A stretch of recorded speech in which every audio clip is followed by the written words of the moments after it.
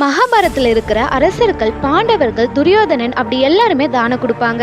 அப்படி இருந்தாலும் கொடைவள்ளல் கர்ணன் அப்படின்னு கர்ணனை மட்டும் எதுக்கு குறிப்பா சொல்லணும்? ஒரு முறை கிருஷ்ணர் முதியோர் வேடத்துல துரியோதனன் கிட்ட போயிட்டு எனக்கு ஒரு தானம் வேணும் அப்படின்னு சொல்லி கேட்பாங்க.